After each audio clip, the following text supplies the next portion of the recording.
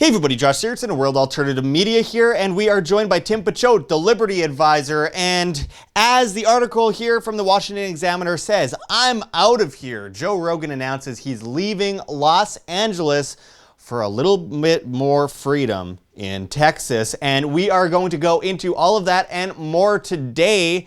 But first, make sure to hit that like button, share this on social media to help us get around the shadow banning. Check those links below. There's multiple things linked in the description as well as the comments of this video. We are 100% viewer funded, so you can find our GoFundMe, Patreon, Subscribestar, our Bitcoin address, and multiple other cryptocurrency addresses below. And of course, join us on Flote.app, BitChute, Minds, and LBRY because we won't be on YouTube much longer. And also make sure to join our newsletter at www.iambanned.com. All right, enough of that. Let's get into these stories because as I showed this article on the screen, I'm out of here, says Joe Rogan. Well, there's a lot of reasons for Joe Rogan to be out of California. As the Zero Hedge article says, U.S. recovery stalls as food bank lines reemerge. As this article here says, and I quote, I would literally do any other job right now. Workers are leaving the restaurant industry in droves. Can you blame them? We have articles like this one. The numbers tell us the economic recovery is dead and businesses are failing at a staggering pace.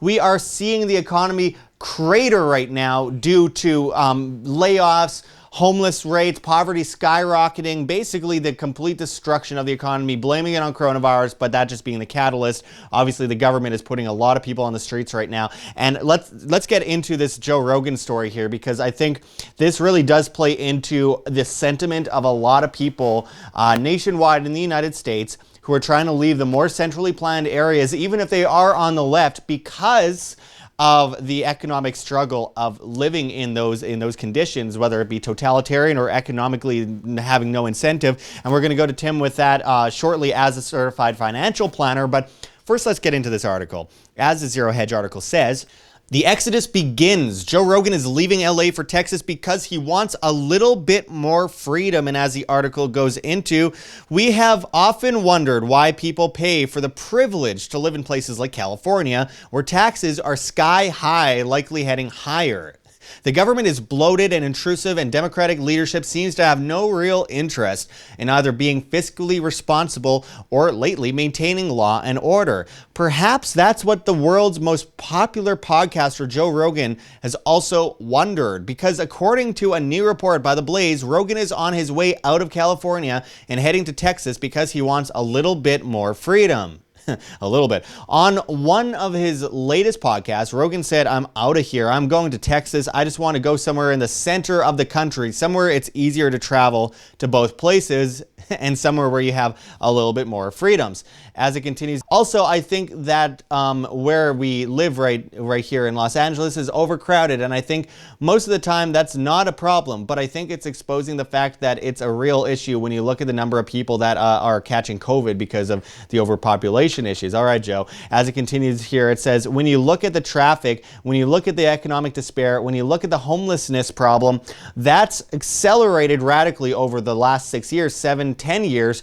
I think there's too many people here, he continued. And I quote, I think it's not tenable. I don't think it's manageable. And every mayor does a job of doing it because I don't think anybody could do a great job of it. I think there's certain things you're going to have to deal with when you have a population of whatever the F LA is. It's like 20 million plus people, Rogan said. Several months ago, Rogan had said the coronavirus lockdown had enticed him into the idea of moving. And I quote, if California continues to be this restrictive, I don't know if this is a good place to live. I might jet. I'm not kidding. I'm not kidding. This is silly. I don't need to be here. And anyway, let's get into this because there's a lot of incentive for someone like Joe Rogan to move to a place like Texas. Obviously, no state income tax, etc. And we can go into the tax issue. But also, there's a massive exodus and has been for years from California, New York, and New Jersey to places like Florida, Texas, Arizona, and Nevada. And obviously, the majority of people that live in Las Vegas, for example, where I lived for several years, were from California. They weren't from Nevada. And a huge population here in Arizona, where we are right now, just outside of Phoenix, it's very similar. There are tons of Californians here, and for a multitude of reasons. So let's talk about this, Tim. First of all, what is the upside of getting the F out of a place like California? I mean, California even has things where it's not even just financially. And financially, if he is getting paid $100 million, that's like $13 million just in state tax savings alone. So, I mean, I think that's a pretty big reason. But then, I know he does have children, and California has certain mandatory vaccinations where, I'm sure the coronavirus, I don't know if they've already done it. I don't give any ideas, but they're probably going to mandate having a coronavirus vaccination over there. So if you have small children, that's another way to go ahead and do that. I am also a economic and freedom refugee from the communist country of New York myself, and I know not too far away from Canada, 'cause upstate New York. That's why I don't have the accent. But the place I started my career in was Rochester, New York. Rochester is in Monroe County. Monroe County actually has the highest property tax as a percentage, not overall, dollar value, because the homes don't cost as much there, in the country. I think when I lived there, it was like 3.512, and now it's even higher than that. So that's like you're paying your closing costs the minute every single year. And so when you're doing that, and then all of a sudden people move out of there, and you get a lot of times it's the best and brightest. So I do know some very, very smart people that still live up in that area, and I've got a lot of friends who still live in that area. But I take a look around and who are the best and brightest people who are up there, and most of them have all moved throughout the country to a lot of times to warmer places. Shout out to Syracuse, but that is the snowiest place in America, and who the heck wants to live there? I know I don't. And then but it's not only that. I mean, you can't have guns, and if you try to get guns, to even through if you're able to get a pistol permit, which is not even easy to do, then you can only have, I don't even know what the laws are now, like 9 bullets or maybe 7 bullets. And I do want to point out, Tim, quickly that I love California if it weren't for the government and a lot of the people, unfortunately. And same with New York. And the weird thing about New York, like California, is that most people outside of the big cities are more right of center. They're anti-government. I've noticed this in Northern California, beautiful cowboy country. A lot of people have guns out there. Same with New York. Most of the state of New York is very right of center, but then New York City controls the whole state, and to some extent, Rochester and stuff, but mostly it's New York City that really controls the state. Nobody likes Cuomo outside of New York City. Nobody. It's hard to find a single person. And then you go to California, outside of LA, San Francisco, San Diego is kind of right of center in a lot of ways, but LA and San Francisco, like, nobody likes Newsom. Basically everyone is more right of center because they are living in rural communities, and they have to deal with these massive environmental taxes, massive business taxes, massive property tax. It's just absolutely insane. Paper straws. Paper straws. Yeah, you're like a cowboy. You're going into a diner. You're getting, your steak, and then you get a drink, and they give you like a paper straw that dissolves in your plastic cup. It's like a ticking time bomb. They're slowly getting more and more angry, and they're like, "That's it. I'm leaving California and I'm going somewhere else." And we are seeing that right now. So someone like Joe Rogan, he gets this massive deal, could be over $100 million with Spotify. He's insinuated lately, you don't know how much I made. It might be more.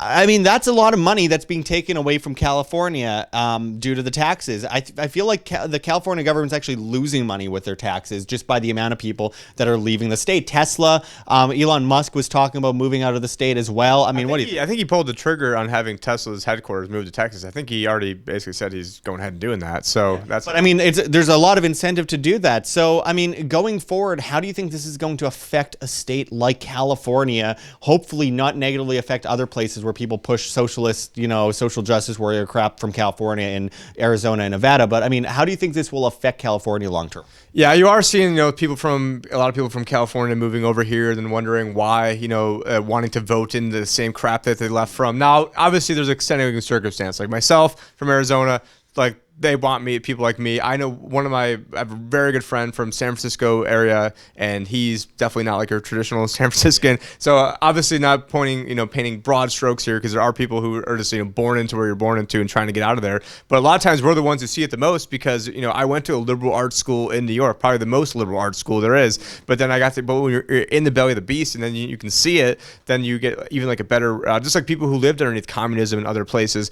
But yeah, you're going to see this bigger exodus, and then while you see this exodus, then you're in this dilemma where then you've got to then raise tax revenues. So then you've got to take an already overtaxed population, tax them even more. I mean, like if you're in, and I can't remember if it's Illinois, but if you're in Illinois, if you're in Illinois, I always say like Chirac or Chicago. I never say that. My grandma, when I gave a presentation, I nailed everything. She's like, you said Illinois wrong, and I'm like, okay, thanks, grandma.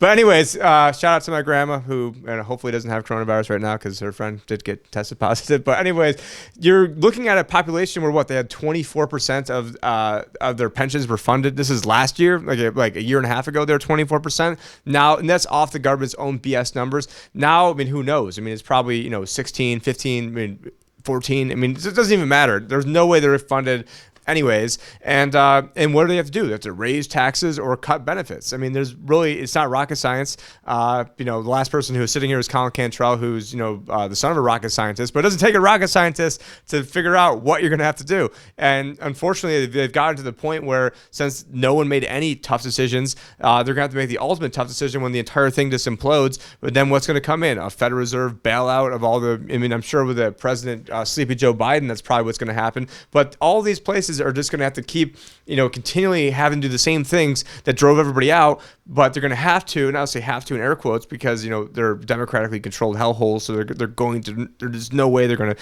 be cutting benefits. Even a place like Glendale, which we're at yesterday. So we were hanging out in this place called Westgate, and Glendale is, I believe, it's the second most indebted city in the United States.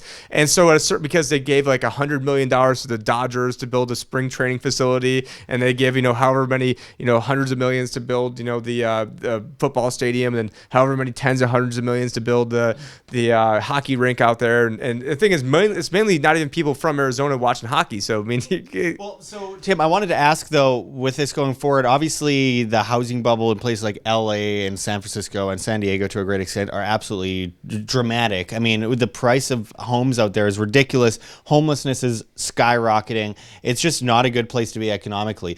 But how will all these people leaving California affect the real estate in these places when we have like $5 million small homes in places like LA? I mean, how will those prices be affected, do you think, by people leaving the state and not having demand or not having people filling those houses? And that is one thing that makes it trickier, because, we got into in previous videos about demographics and how there's all these negative pressures. And obviously, with a third of Americans not able to meet their housing payments in July, that's going to be a big negative pressure. But in certain places like LA and New York City, there's going to be huge negative pressures to move out of there, because no one wants to be, on top of everybody during this whole pandemic. But then all of a sudden, places like, where I'm at right now in Phoenix, or places like Idaho, I think there's places in Oregon, there's, other places even outside of New York City, you're seeing those real estates, go up. And so it's just, can they go up more than the other negative factors that are bringing them down? And I think in certain select areas, the answer to that probably is yes. I say probably yes, definitely maybe. But then in other areas like New York City and LA, there's no way in hell that those prices are going to maintain where they're at. They've already been, plunging, the past couple months. But, why would you? And then why do you even need to have in New York City when everyone's doing things on Zoom? Everyone's now doing different teleconferencing. You don't need to have. And then for me, I was using Zoom almost daily going back to 2015. I wasn't smart enough to buy the stock, so I should have been. But what sucked is, here I am. I built a virtual financial planning practice that was already using Zoom. And even for clients that were in Phoenix, I would rather use Zoom or talk on the phone with them, because, it does take with traffic, nobody wants to go drive an hour. Why am I going to go waste driving an hour into Scottsdale? And so now I think other people have realized this, like, why am I going to send my CEO across the country and have to go burn an entire day when I can go flip on a camera and then go talk to them right there? Now, there's certain extenuating circumstances where it's good to be in person and it's good to have social interaction, and we're going to be up at the Jackalope Freedom Festival where we get to be around other like-minded people, and that is important. But in everyday, day-to-day business situations, it's not always vital to be right next to the person. Now, price practicality. I mean, the spending, it's unnecessary to spend a bunch of money when you can. Time. You're spending time, which is the biggest resource we have, is time. And then, for me, flipping on a camera versus having to screw around with all this other stuff. I mean, I'm wearing camo shorts right now, which is what you can do when you're on Zoom. But you can't, maybe you couldn't see me if I did stand up because they're camo. No, sorry, bad joke. Anyways, the housing pressures, I think, and when it comes to a place like LA and New York City, wouldn't touch them with a 10-foot pole. Other places, I mean, if you're in one of those places, I think whether makes sense to get more rural, because when people lose everything and they don't have anything left to lose, they lose it. And I would not want. I mean, I'm in the very, very outskirts of Phoenix, basically the furthest out you can possibly get, while kind of calling yourself Phoenix, which I'm technically not Phoenix, but there's a reason for that. That was strategic to be as far away from everything as possible, because I don't want to be in the middle of a city when everything's going to hell in a handbasket. And I don't think we're too far away from that blood bleeding in the streets right now, as I forgot who Rothschild would say back in the day. And honestly, with the collapse of Hollywood right now, honestly, the propaganda's doing well just on the news, the programming from televised news right now, when they don't even need Hollywood, because Hollywood's completely collapsing. Everyone laughs at Hollywood anytime any of them speak these days. It's actually kind of in our favor in a lot of ways, but it's just another sign of that empire is collapsing. They're not producing anything really good anymore. All the old Hollywood stars, Olivia de Havilland just died, Kirk Douglas died, Baby Peggy, and the reason I bring this up was Baby Peggy was the last 1920s movie star, died this year. Olivia de Havilland was the last 1930s movie star, died just now. Kirk Douglas was the last 1940s actor, just died. The old Hollywood's dying, the new one is dying at the same time. Regis Philbin, one of the biggest television stars of the 1970s, 80s, 90s into the 2000s, just died. I mean, honestly, we're really seeing the collapse of the old guard in with the new, and the new, all these people desperately clinging on to fame, that's collapsing. I see a major move away from Hollywood in the near future. Remember, Hollywood started in New York. New York moved to Hollywood. Hollywood is moving to Texas, apparently. So, I mean, and the reason I mention that is because Edison had his, studios in New York back in the 1900s and 1912. It's like D.W. Griffith moved to Hollywood. Charlie Chaplin moved to Hollywood. That kind of really started it all off. But we're not going to go into all that. The point is, California is kind of dying by their own sword right now, and we're going to see people move into the other rural communities, hopefully not cause negative effects in those places, but people naturally want to decentralize and move away from government, even if they support government, because at the end of the day, they want to be able to make a living and not have most of it stolen from them and not have to deal with paying unbelievable prices for a tiny little apartment in LA. So again, you just go fly. I mean, I'm like an hour away. I can just go to the airport and go fly there, be there in an hour, and then, the amount of money you're saving in rent or your mortgage would be insane. And so, I mean, you want to go to the beach, I mean, okay, boom, you can be there, drive, in 2 hours, counting, screwing around with the airport and getting there. So I think that for Joe Rogan, I mean, if you're going to be saving yourself $13 million, you can go buy your own plane, for those types of, savings, just no brainer. Absolutely. And so I think we're going to continue to see this. So good on Joe Rogan. We'll probably see a lot more celebrities do the same thing in the future, and a lot more just everyday people who are sick of being extorted to death by the all-powerful criminal crime racket we call government. Anyway, we will continue to go into all this. Of course, if you want to become a client of Tim Picciott, you can find the link below for thelibertyadvisor.com. And obviously, he is a certified financial planner. So if you're interested in that, check that link below. And of course, like this video if you haven't already, share on social media to get around the shadow banning, and join us at flote.app, BitChute, Minds, and LBRY, linked below in the description as well as a comment. And of course, we are completely viewer funded, so you can find the links for GoFundMe, Patreon, Subscribestar below as well as our Cointree and Bitcoin.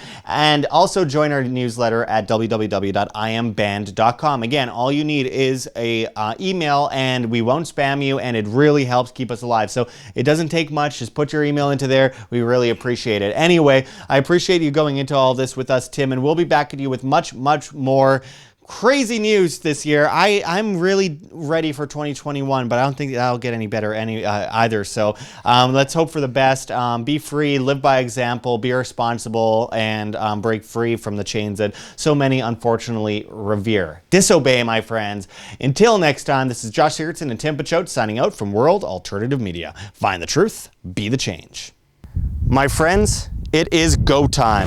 We are completely demonetized on YouTube, and we depend on the viewer to stay alive and spread the message of freedom and truth. So check those links below. GoFundMe, Patreon, Subscribestar, anything you guys could do to help keep independent media alive helps enormously in helping spread this message to the masses. So make sure to check those links. Donate to our Bitcoin address on the screen or below. We really appreciate anything you could do to keep us alive. You could check those links below for Cointree as well, where you can find other cryptocurrencies that you can can donate and keep WAM alive. Find us on flote.app, flote.app, as well as BitChute and LBRY and Minds. We're on all the other platforms. We are leaving YouTube soon, so make sure to find us at those sites because it's the only way we can keep talking to you, the masses, the great people that actually care about the future of free humanity. Also, join our new newsletter at www.iamband.com.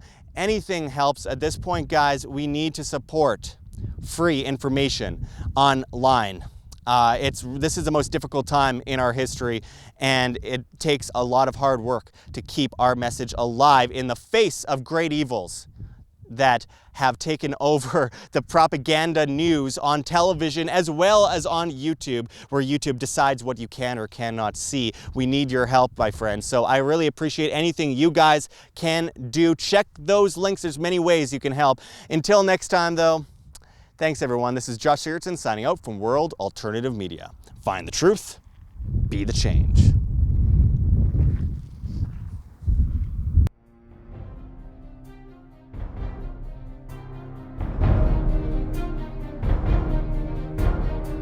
I'm sure you have already changed people's minds in your young age because you're involved, and I like that.